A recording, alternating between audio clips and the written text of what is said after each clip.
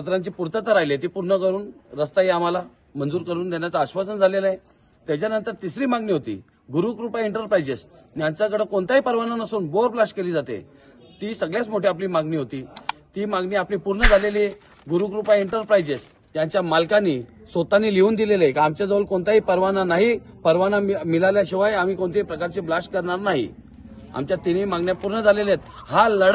हा लढा माझा नसून माझ्या संघटनेचा नसून या गोरगरीब या वयस्कर वयोवृद्ध महिलांचा आहे आणि हा लढा शक्यतो जास्तीत जास्त मी सांगतो आदिवासी समाजाने जिंकलेला आहे। कारण त्या खदानीच्या लगत जी वाडी वस्ती आहे ती आदिवासी लोकांची आहे आणि यांच्या न्याय हक्कासाठी कोणच रस्त्यावर येत नव्हतं, पण धर्मवीर विचार मंच हा वारंवार पत्रव्यवहार करून आणि आज इथं त्यांना लढा जिंकून दिलेला जास्त त्रास होता ते खदानीचा बोर प्लस आपण बंद केलेला आहे आणि जिथपर्यंत ही संघटना आहे, जिथपर्यंत मी अध्यक्ष आहे तिथपर्यंत आदिवासी समाजासाठी झटत राहू आणि ही संघटना आणि माझा प्रत्येक कार्यकर्ता हा आदिवासी समाजासाठी वारंवार दिवस रात्र अहोरात्र काम करेल।